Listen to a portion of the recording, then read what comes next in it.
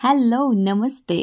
आज मी एक मस्त अशी भन्नाट अशी मिक्स व्हेजिटेबल्सची रेसिपी घेऊन आलेली आहे आणि मी ही रेसिपी दिवाळीच्या दिवशी बनवली होती, त्यामुळे तिला जरासं रिच टेस्ट देण्याचा प्रयत्न केला होता।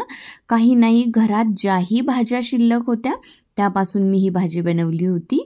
तर मी यासाठी बघा 1.5 टेबलस्पून एवढं तेल कढईमध्ये गरम करून घेतलं आणि जिरे फ्राय करून घेतले। 2 मध्यम आकाराचे कांदे उभे कट करून घेतले होते।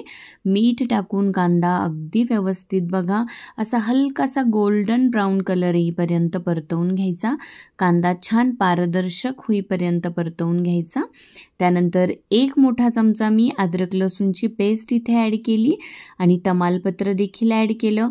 अद्रक लसूणची पेस्ट मात्र तिचा कच्चा वास व्यवस्थित निघून जाईपर्यंत छान परतवून घ्यायची।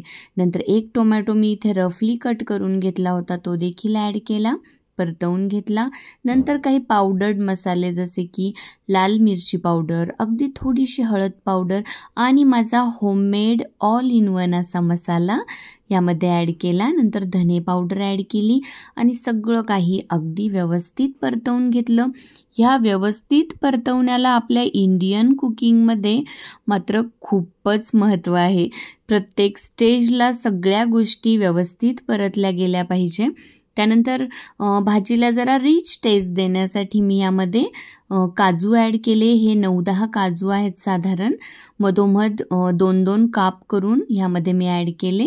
त्यानंतर ओले वाटाणे स्वच्छ धुवून यामध्ये ॲड केले।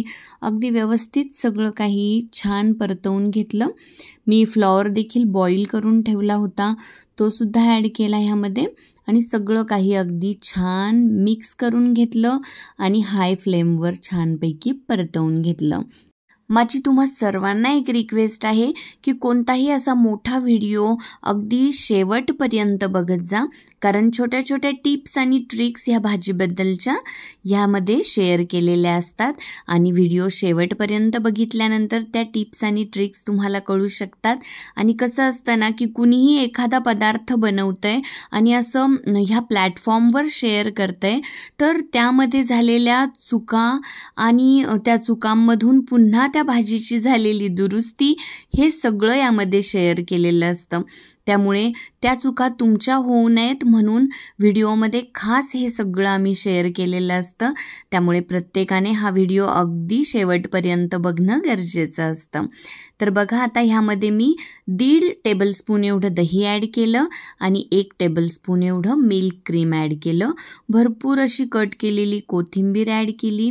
सगळं काही ॲड करून पुन्हा छान मिक्स करून घेतलं, परतवून घेतलं। प्रत्येक स्टेजला प्रत्येक गोष्ट अगदी व्यवस्थित परतवून घ्यायची, कुठल्याही पदार्थाचा कच्चा वास राहता कामा नये यासाठी। त्यानंतर घरामध्येच जवळजवळ 200 ग्रॅम एवढं होममेड पनीर होतं फ्रीजमध्ये, ते सुद्धा मी यामध्ये ॲड केलं। मोठमोठे पीसेस केले होते पनीरचे। त्यानंतर झाकण ठेवून सगळं काही अगदी व्यवस्थित शिजवून घेतलं।